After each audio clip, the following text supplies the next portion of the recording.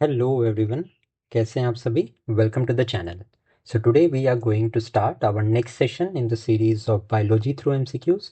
Now as you know, इस series में हम बायोलॉजी कवर कर रहे हैं through the statement based questions. As you know, as per the changing trend of the examination, अब statement based question पूछे जा रहे हैं in the various one day exams. So एक डिफरेंट अप्रोच से इस वीडियो को हम कवर करेंगे।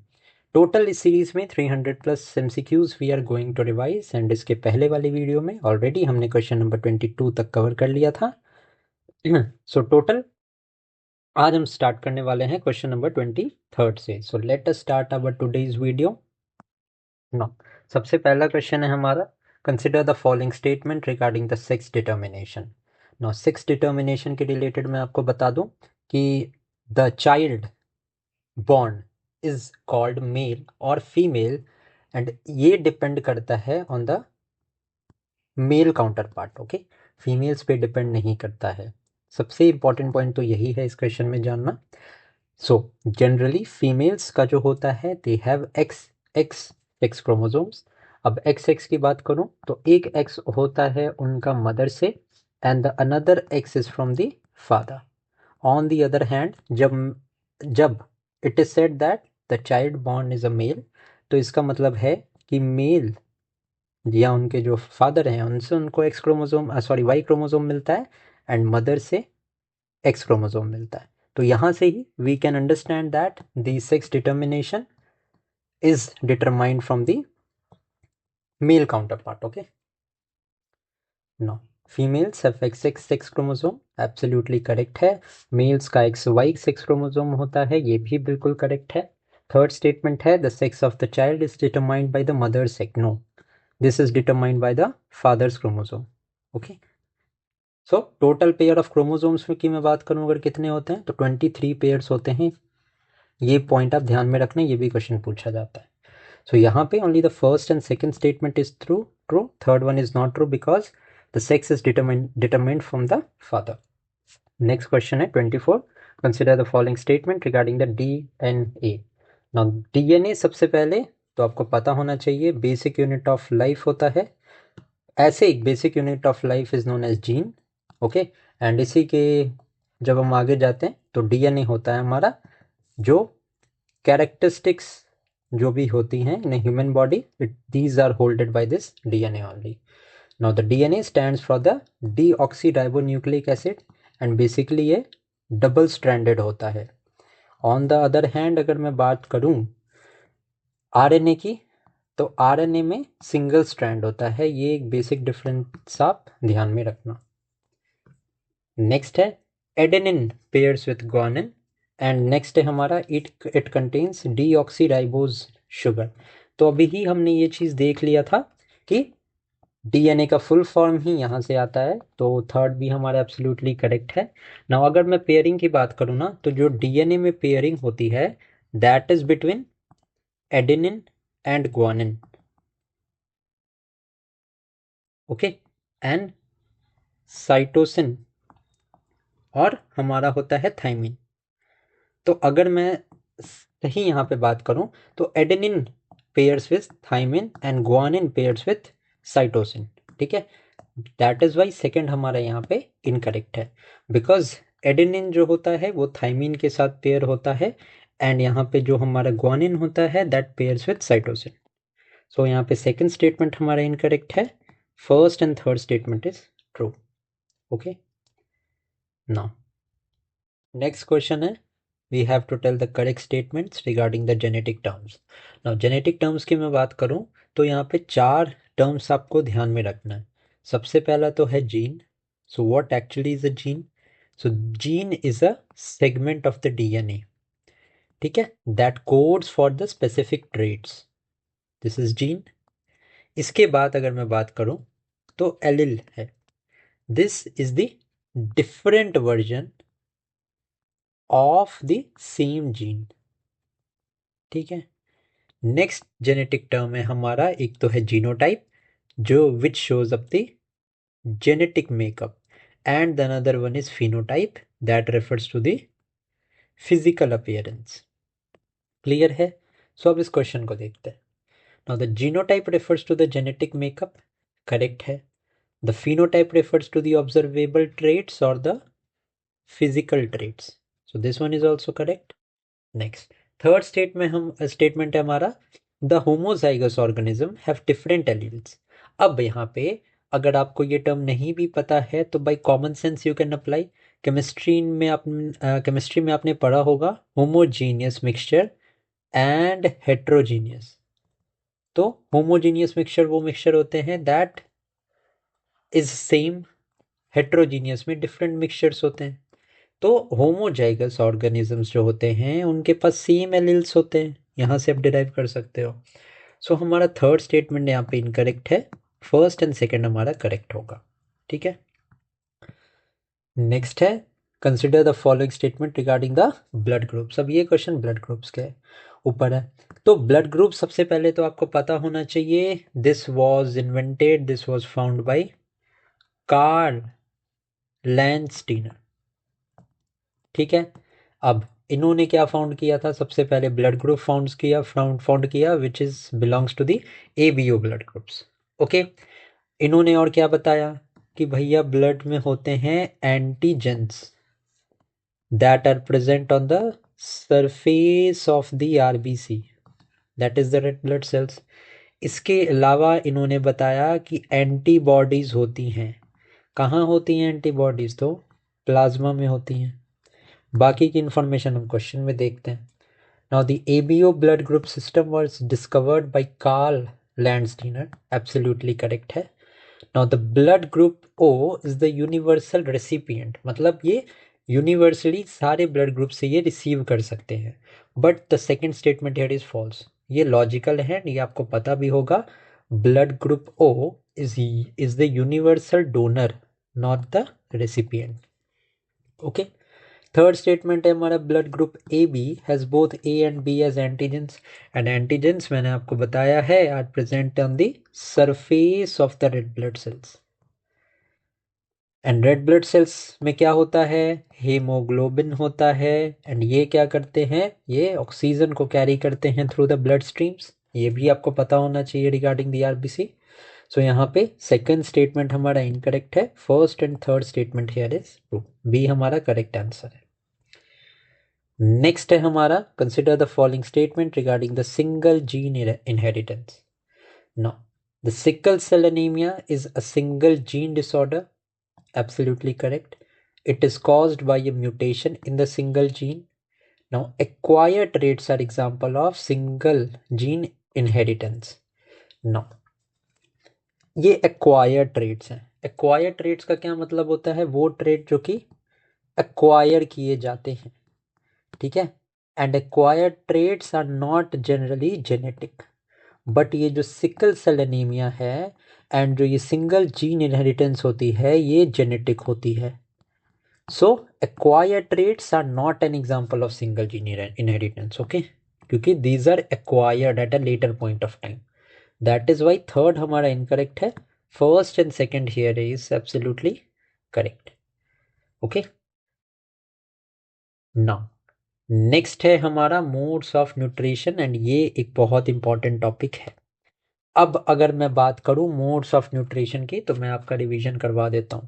सबसे पहले तो मोड्स ऑफ न्यूट्रिशन में आता है हमारा ऑटोट्रॉफिक न्यूट्रिशन.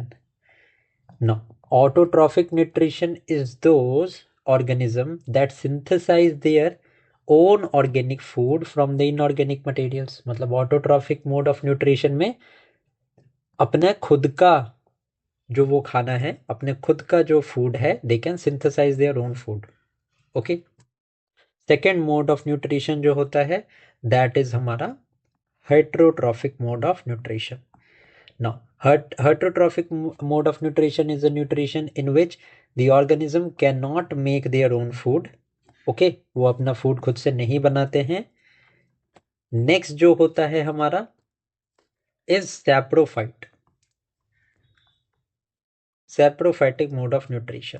अब सैप्रोफाइट्स में what they do is they feed on the dead and decaying organic matters. ठीक है। तो ये 3 मोड ऑफ न्यूट्रिशन इंपॉर्टेंट है। इन तीनों पे क्वेश्चन हमें देखने को भी मिलेंगे, वो चीज़ को हम देखेंगे अभी जस्ट इन अ सेकेंड। सबसे पहले हम देख लेते हैं, ये क्वेश्चन है, consider the following statement regarding the autotrophic nutrition. अब autotrophic, as you know, they can prepare their own food. अब ऑटोट्रॉफिक मोड ऑफ न्यूट्रिशन में भी दो टाइप्स होते हैं। The first one is the photo autotrophs.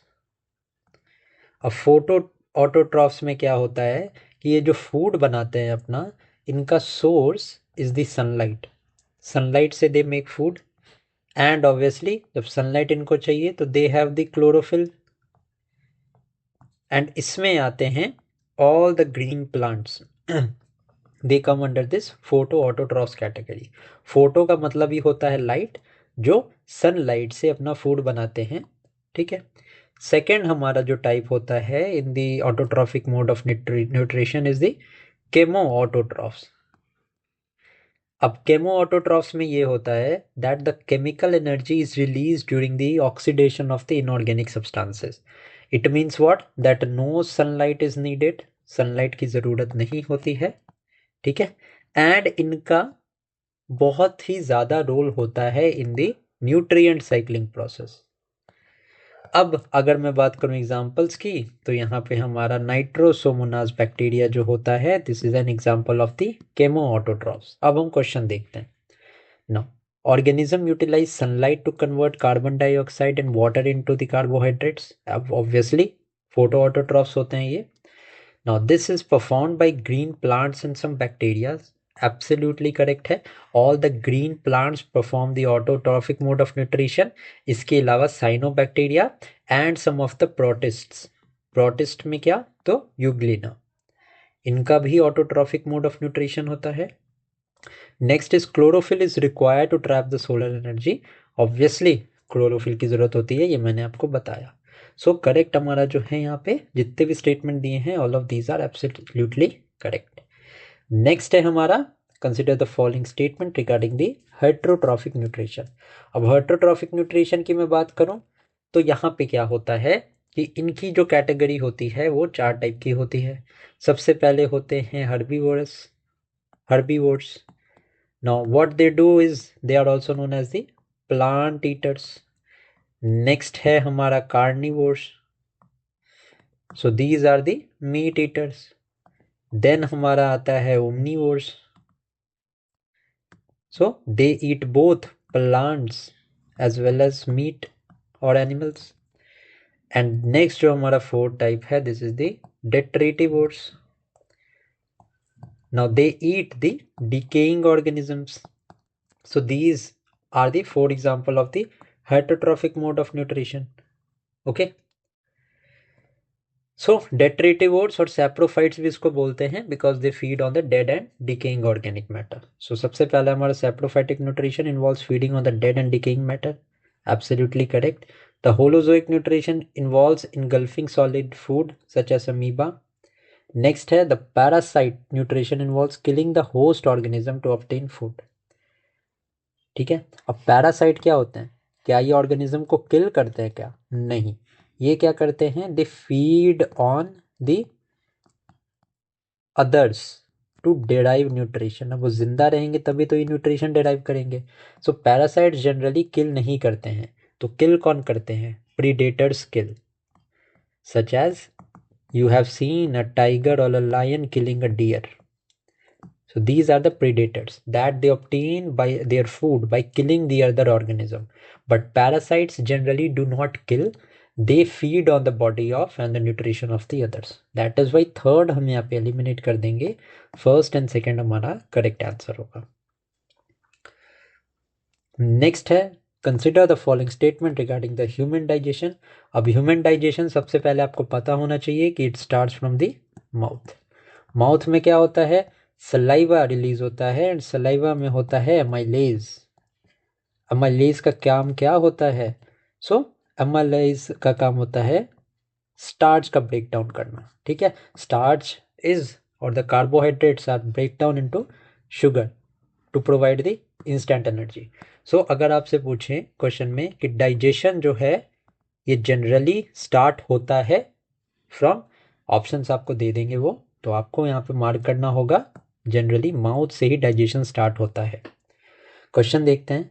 The salivary amylase breaks down starch into sugar in the mouth, absolutely correct. Now अब जो mouth से digestion start हुआ, देन धीरे धीरे वो स्टोमक में भी जाता है एंड स्टोमक में रिलीज होता है पेप्सिन। अब पेप्सिन इज अ हार्मोन और an enzyme that breaks protein. Protein को ब्रेक करने का काम होता है पेप्सिन का। So this pepsin is released in stomach to digest the proteins. Now the stomach lining is protected from acid by the bile. तो stomach lining जो होती है ना, this is protected by the mucus, not the bile, because bile is released by the liver and it is stored in the gallbladder। ये point आप ध्यान में रखना। ओके, बाइल जो है ये रिलीज करता है लिवर एंड ये स्टोर होता है कहाँ पे, तो गॉल ब्लैडर में। तो स्टोमक लाइनिंग ये जो प्रोटेक्ट होती है, it is protected by the mucus. Okay, so third statement को हम यहाँ पे एलिमिनेट कर देंगे। फर्स्ट एंड सेकंड स्टेटमेंट हमारा will be true. Okay, next देखते हैं। Consider the following statement regarding the small intestine. Now, it is the site of complete digestion of carbohydrate, protein and fats. So, ये statement जो है हमारा absolutely correct है। इसके अलावा स्मॉल इंटेस्टाइन में विली भी होती है, ठीक है, जो कॉन्ट्रैक्ट करती है एंड एक्सपैंड करती है, okay, to absorb the food. So generally जो फूड एब्जॉर्ब होता है वो स्मॉल इंटेस्टाइन में होता है। फर्स्ट स्टेटमेंट है हमारा, it is the site of complete digestion of carbohydrate, protein and fats, correct है। Villi increase the surface area for absorption, I have told you, and this villi is in small intestine and this villi is also a finger like structure.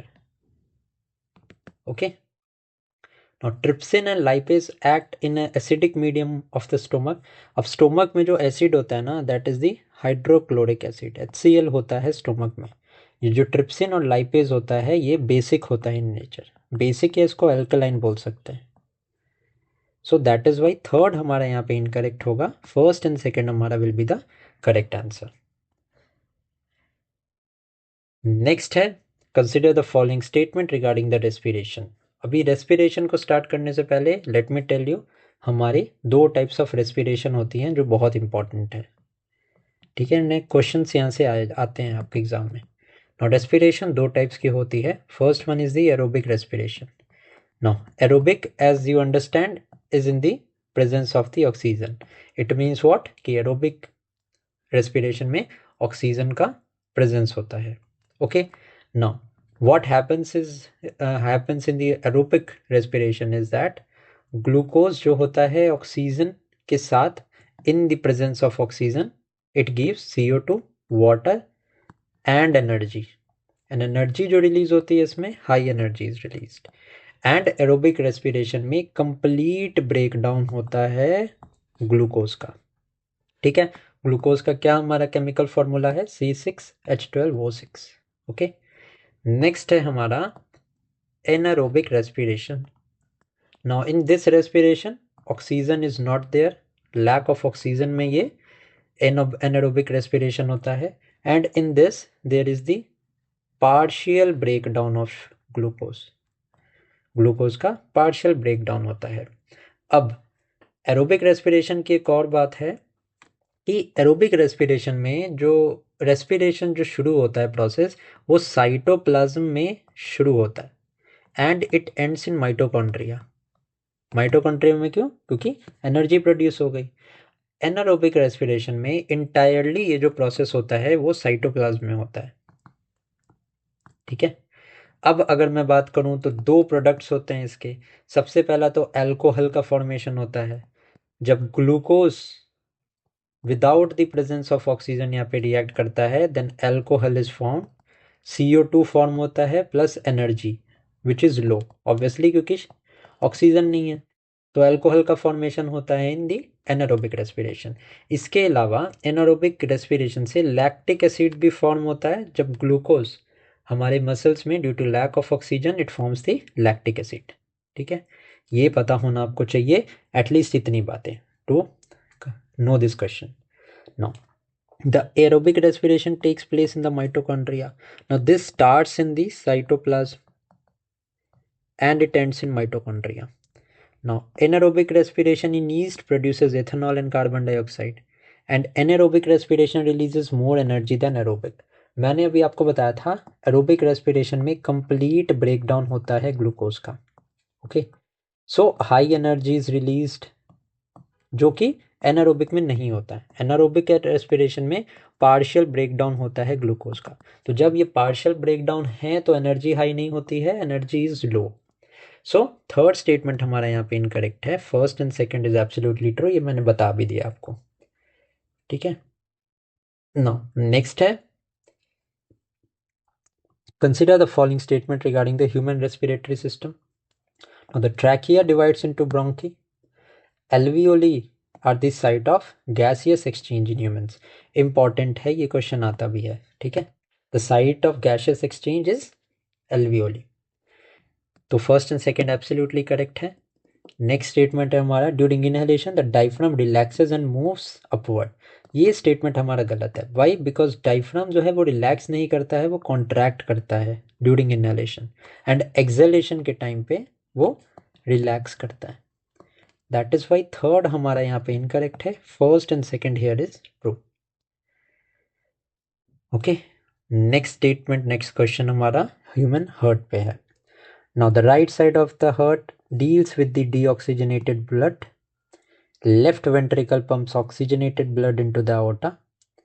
ठीक है, valves prevent the back flow of the blood. So यहाँ पे logical question है तीनों के तीनों, तो D हमारा यहाँ पे करेक्ट आंसर होगा. Next is consider the following statement regarding the blood vessels. Now the arteries carry blood away from the heart. Absolutely correct है, इंपॉर्टेंट है, ये ध्यान में रखना. Veins have valves to introduce the unidirectional flow. अभी मैंने बताया था, हमने देखा भी कि वाल्व्स जो होते हैं these prevent the back flow of the blood. Back flow अगर ब्लड का होगा और आगे भी फ्लो होगा ये तो फिर मल्टी डायरेक्शनल हो गया, but this is not the case. Okay, valves की वजह से there is the unidirectional flow. तो हमारा सेकंड स्टेटमेंट करेक्ट है. Now capillaries are thick walled vessels where the exchange occurs. Okay, now capillaries thick नहीं होती हैं, this are the thin walled vessels where the exchange occurs. So third यहाँ पे हम eliminate कर देंगे. First and second here is true and obviously you can read this explanation, या तो पॉज करके या पीडीएफ में आप इसको रीड कर सकते हैं. Now consider the following statement regarding the blood pressure. Blood pressure के ऊपर ये क्वेश्चन है. Now the systolic pressure is the pressure during the heart contraction. Absolutely correct. And diastolic जो है, जो जब हार्ट एक्सपैंड करता है तब का प्रेशर मेजर करता है. Diastolic pressure is the pressure during the heart relaxation. Absolutely दोनों के दोनों करेक्ट स्टेटमेंट है. And the normal blood pressure is considered 120/80.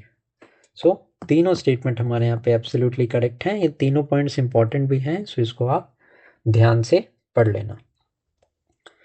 Next is consider the following statement regarding the blood component. Blood component के ऊपर ये question है हमारा. Now platelets are responsible for blood clotting.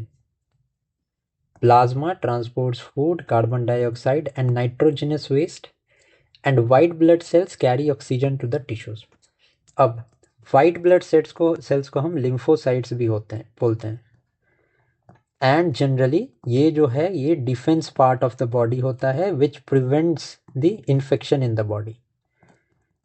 ठीक है, वाइट ब्लड सेल का काम होता है to fight with the diseases and ये जनरली जो होता है ये एसोसिएटेड होता है with the immunity of the body to fight the diseases. मैंने जब आपको ध्यान करो जब बताया था आरबीसी के बारे में, तो मैंने फर्स्ट लेक्चर में ही आपको बताया था कि ऑक्सीजन को कैरी करने का काम आरबीसी का होता है. तो यहाँ पे जो थर्ड स्टेटमेंट है हमारा इनकरेक्ट है because RBC carry oxygen to the tissues. So हमारा थर्ड स्टेटमेंट यहाँ पे इनकरेक्ट है. First and second absolutely correct है.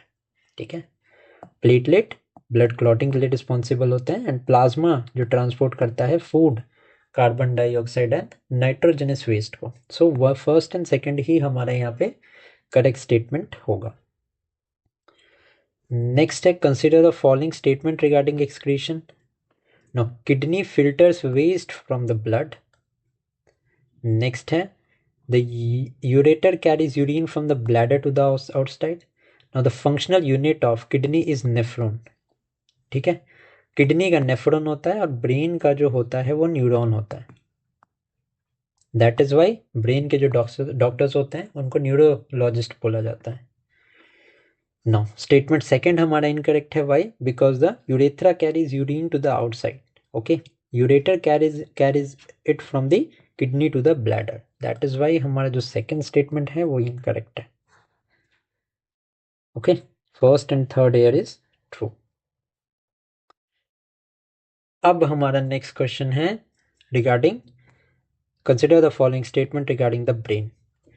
अब ब्रेन के बारे में अगर मैं इंपॉर्टेंट बात आपको बताऊं तो यहाँ पे 4 पार्ट्स ऑफ द ब्रेन आपको ध्यान में रखने हैं। सबसे पहला तो है सेरेब्रम। अब cerebrum is associated with the intelligence quotient. Okay, and ये क्या कंट्रोल करता है? ये मेमोरी को कंट्रोल करता है, एज वेल एज ये voluntary actions in the body को कंट्रोल करता है। ओके, सेकेंड जो इंपॉर्टेंट पार्ट है दैट इज हाइपोथैलेमस। अब hypothalamus it regulates the body's temperature. In addition to that thirst, hunger, emotions, इसको कंट्रोल करता है हाइपोथैलेमस। नेक्स्ट है हमारा सेरेबेलम। अब सेरेबेलम जो है it maintains the balance, it maintains the posture and equilibrium body का इस्टेब्लिश करने में सेरेबेलम हेल्प करता है। Next and the most important is the medulla oblongata. अब इसका काम क्या होता है? जैसे वॉलेंटरी एक्शंस को कंट्रोल करता है सेरेब्रम, तो medulla oblongata it manages the involuntary actions such as heart beat को कंट्रोल करना, such as vomiting tendency, breathing को, ब्लड प्रेशर को, जो सलाइवा रिलीज करता है, the coughing, sneezing, all of this is controlled by this medulla oblongata. ठीक है, सो ये 4 इंपॉर्टेंट पार्ट्स होते हैं ब्रेन के। अब हम क्वेश्चंस पढ़ते हैं, क्वेश्चन से वी विल डायरेक्टली सी कि क्या सही है क्या गलत। Now the cerebrum is the largest part of the brain responsible from thinking. The cerebellum controls the voluntary actions like walking in straight line, balance. This is controlled by cerebellum. Absolutely correct है। The medulla controls the involuntary action like blood pressure. Third भी हमारा यहाँ पे correct है। So जितने statement दिए हैं वो सारे के सारे यहाँ पे absolutely correct statement है। Now next है consider the following statement regarding the reflex arc. Now it involves a rapid automatic response to a stimulus. Correct है। The sensory neurons carry the signal to the spinal cord. Brain से spinal cord पे ये सारे signals जाते हैं, ये भी सही है। Now the brain is the primary processing centre for the immediate reflex action. यहाँ पे थर्ड स्टेटमेंट गलत है क्योंकि जो इमीडिएट रिफ्लेक्स एक्शन को कंट्रोल करता है वो स्पाइनल कॉर्ड होता है। ठीक है, दैट इज वाई हमारा थर्ड स्टेटमेंट यहाँ पे गलत है। फर्स्ट एंड सेकेंड स्टेटमेंट ही यहाँ पे हमारा करेक्ट होगा। That is why A is the right answer. अब नेक्स्ट क्वेश्चन है हमारा consider the following statement regarding the plant hormones. अब एक ही बार में आपको सारे हार्मोन्स बता दूंगा, फिर इजी होगा क्वेश्चंस को सॉल्व करना। So let me tell you the plant hormones first. No, सबसे पहला और इम्पॉर्टेंट प्लांट हार्मोन है auxins. Now the auxins this is responsible for the apical dominance. Apical dominance का मतलब है it is responsible for the tallness of the plant. Okay, next आता है हमारा गिबरलिंस। अब गिबरलिंस की मैं बात करूं, सो this is for the stem elongation. And ये सारे हार्मोन्स जो होते हैं ना वो ग्रोथ को प्रमोट करते हैं प्लांट में। Now the cytokinin, now this is responsible for the cell division. या division of the cell. Next है abscisic acid. Now this is the only plant hormone that is the growth inhibitor, मतलब कि ये growth को रोकता है। Stress hormone भी इसको बोलते हैं, विच is responsible for the promoting dormancy in the seeds. ठीक है, एक इथिलीन के बारे में भी आप जान लो। Now the ethylene is only gaseous hormone, ठीक है, which is responsible for the ripening of the fruit. Mangoes को राइप करने के लिए इथिलीन का ही यूज होता है। अब हम क्वेश्चंस देख लेते हैं। Now the auxins promotes the cell elongation and bending towards the light. Absolutely correct है। एंड ये जो बेंडिंग टुवर्ड्स द लाइट है ना, इसको साइंटिफिक टर्म्स में फोटोट्रॉफिज्म भी बोला जाता है, तो ये टर्म भी आप ध्यान में रखना। Cytokinin promotes the cell division, ये भी करेक्ट है। And abscisic acid promotes the growth. No, third statement हमारा इनकरेक्ट है because it is a growth inhibitor, वो ये स्टॉप करता है ग्रोथ को। Okay, that is why third हमारा इनकरेक्ट है, फर्स्ट एंड टू हमारा करेक्ट स्टेटमेंट है। No, next is consider the following statement regarding the endocrine glands. अब एक ग्लैंड्स के ऊपर क्वेश्चन है। आपको मैं बता दूं, बेसिकली जो होते हैं ग्लैंड्स टू टाइप के होते हैं। एक तो होते हैं हमारे एंडोक्राइन ग्लैंड्स। अब these are also known as the ductless glands, क्योंकि इनके पास डक्ट्स नहीं होते हैं। डक्ट्स नहीं होने के कारण they are responsible to pour their secretion, जो भी इनका सिक्रीशन होता है वो डायरेक्टली ब्लड में जाता है। ओके, एंड ये जो सिक्रीट करते हैं ऑलवेज हार्मोन्स ये सिक्रीट करते हैं। एग्जाम्पल की मैं बात करूँ एंडोक्राइन ग्लैंड की, तो pituitary gland which is responsible for the growth hormones, this is also an endocrine gland. Thyroid gland is also endocrine. And adrenal gland which is responsible for releasing adrenaline, ये भी हमारा जो है वो endocrine gland होता है। अब exocrine gland के बारे में अगर मैं बात करूं, सो इनके पास डक्ट्स होते हैं। डक्ट्स का मतलब ट्यूब्स होते हैं। नौ ट्यूब्स के थ्रू ये अपना जो है वो सिक्रीशन रिलीज करते हैं। अब सिक्रीशन क्या होता है इनका? स्वेट जो हमें आता है, this is also by the exocrine glands. जो ऑयल होता है स्किन पे, this is also. Enzymes are also released, saliva, milk, all of this are release through the exocrine glands. ठीक है, अब हेट्रोक्राइन ग्लैंड भी होते हैं। अब हेट्रोक्राइन ग्लैंड कौन से होते हैं? Those glands which are also known as mix gland. It means what? Endocrine भी है ये और एक्सोक्राइन भी है। एंड इसका एक सबसे इंपॉर्टेंट एग्जाम्पल है हमारे लिवर का। लिवर जब एक्ट करता है एज एक्सोक्राइन, मतलब द एक्सोक्राइन मतलब the gland that is having a duct, then ये digestive enzymes such as lipase and trypsin को रिलीज करता है into the small intestine. But liver जब एक्ट करता है as a endocrine gland, it secretes hormones that are insulin. Insulin release करता है, इसके अलावा ये ग्लूकागन रिलीज करता है directly into the blood stream to regulate the sugar in the body. So endocrine, so this liver is both है endocrine as well as the exocrine gland। अब हम क्वेश्चन देख लेते हैं। No, the pituitary gland is also known as the master gland, बिल्कुल correct है। Thyroid gland produces thyroxine which regulates the metabolism, absolutely correct है। And pancreas produces insulin to regulate the blood sugar. तीनों statement यहाँ पे हमारे absolutely correct है। Explanation मैंने आपको पहले ही दे दिया है। No, next is consider the following statement regarding trophism। now phototrophism is the movement towards the light, ये मैंने आपको पहले ही बता दिया था। geotrophism is movement towards the gravity, absolutely correct। and chemotrophism, which involves chemical, is seen in the growth of pollen tubes towards the ovules। all of these statements are correct। इन सब के definitions का एक part यहाँ पे दिया हुआ है, इसको आप एक बार समझ लेना, ठीक है, इंपॉर्टेंट है ये। Now next देखते हैं, consider the following statement regarding the 5 kingdom classification। 5 kingdom classification पे क्वेश्चन है। अब बात करते हैं 5 फिंगर क्लासिफिकेशन के बारे में। नाउ क्लासिफिकेशन की मैं बात करूं, so it was proposed by RH Whittaker. Now जो 5 किंगडम्स हैं, सबसे पहला तो हमारा है मोनेरा, जिसमें कि हमारा बैक्टीरिया आता है। नेक्स्ट है हमारा प्रोटिस्टा, जिसमें कि अमीबा, प्लाज्मोडियम एटसेट्रा आता है।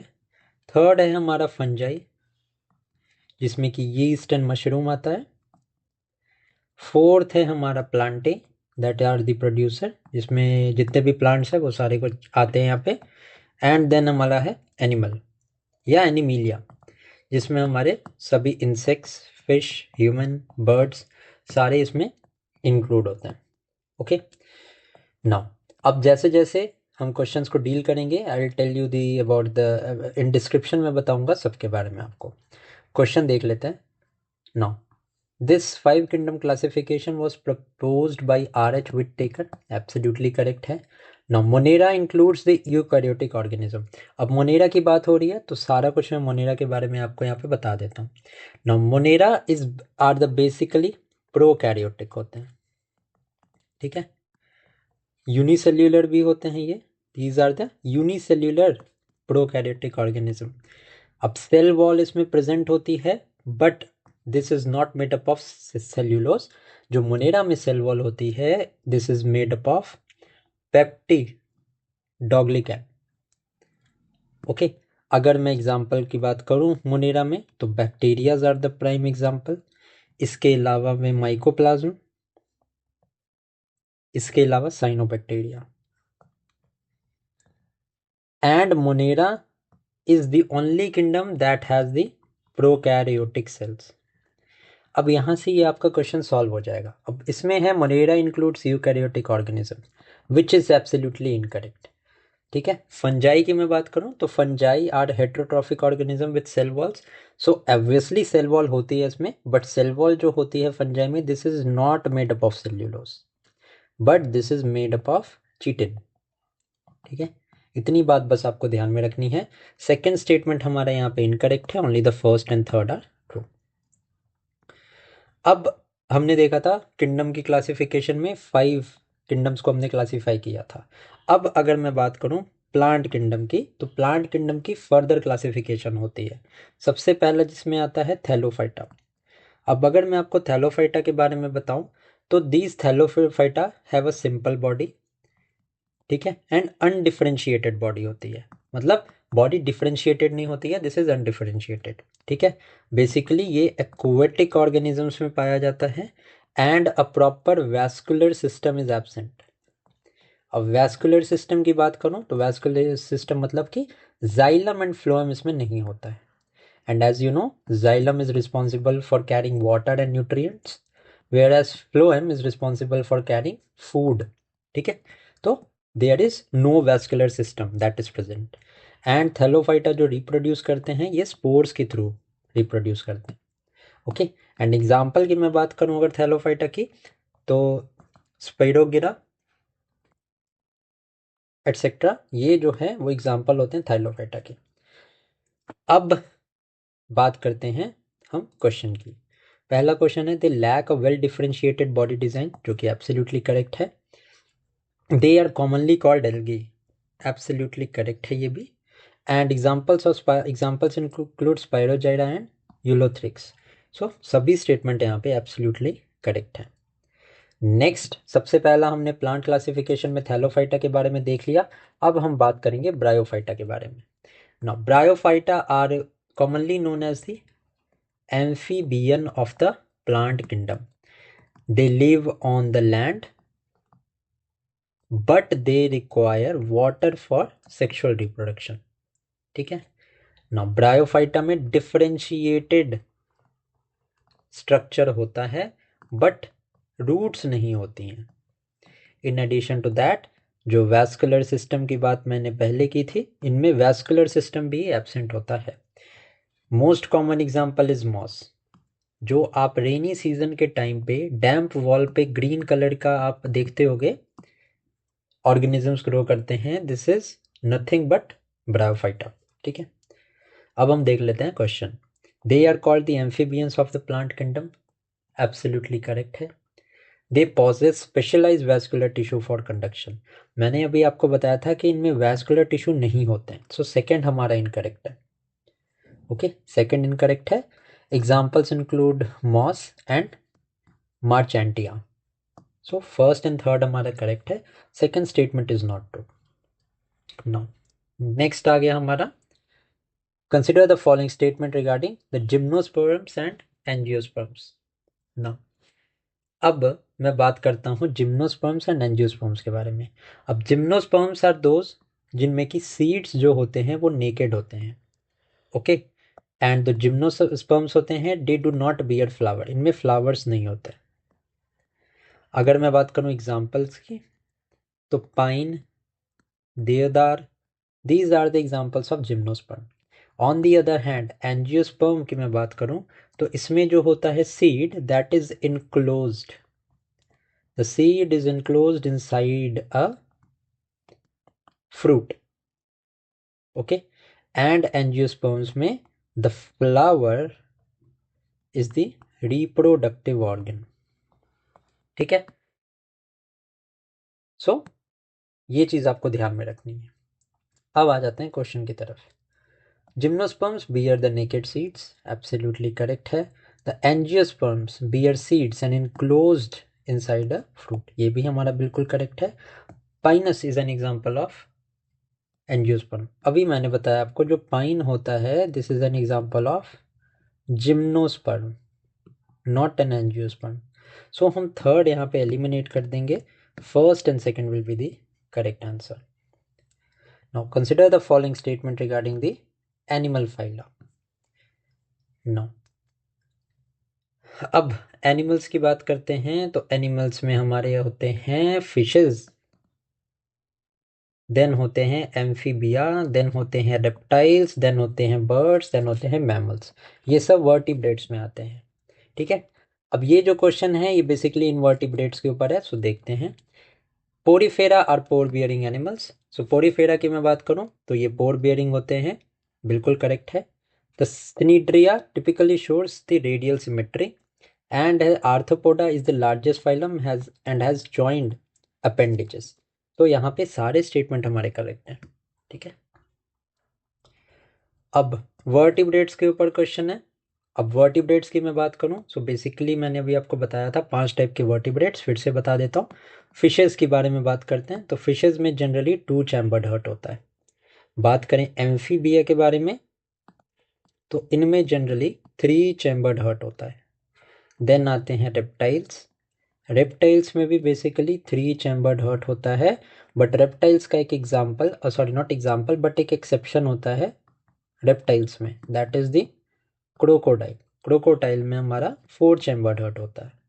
देन है हमारे मैमल्स, मैमल्स में जनरली 4 चैम्बर्ड हर्ट होता है। बर्ड्स में भी हमारा 4 चैम्बर्ड हर्ट होता है, ठीक है। अब देखते हैं question. Fish has a 2 chambered heart, correct है। Amphibians have 3 chambered heart, correct है। Mammals have a 4 chambered heart, हमारा थर्ड ऑप्शन भी करेक्ट है। So all of the above would be the correct answer. अब नोमेनक्लेचर के ऊपर ये question है। Carl Linnaeus is known as the father of taxonomy, absolutely correct. The scientific name consists of genus and species, absolutely correct. Now the genus name start with a small letter, नहीं, genus का जो name है ये capital letter से start होता है। So nomenclature पे ये क्वेश्चन है, बस एक ध्यान से इसको आप बस एक बार डिफरेंस के लिए देख लेना, बहुत ज़्यादा इंपॉर्टेंट नहीं है। Consider the following statement regarding the osmotic solution. अब सोल्यूशंस के बारे में मैंने पहले ही आपको बता दिया था। तो in a hypotonic solution the external medium is more dilute than the cell. In a hypertonic solution the cell gains water and swell up, and in an isotonic solution there is no net movement of water. So यहाँ पे second statement हमारा incorrect है, because hypotonic solution में cell जो है it loses the water and it shrinks, okay. Cell जो है वो वाटर लूज करता है एंड फिर वो सिंक करता है, ठीक है। So this is it. So आज के इस लेक्चर में हमने काफ़ी क्वेश्चंस किए हैं। नेक्स्ट जो वीडियो होगी उसमें हम क्वेश्चन नंबर 52 से इसको हम प्रोसीड करेंगे। आज की वीडियो को यहीं तक रहने देते हैं। वीडियो अगर आपने देखी अभी तक देखी है तो do consider to like this video and comment करके बताना वीडियो आपको कैसी लगी। And yes, thank you for watching this video and keep studying.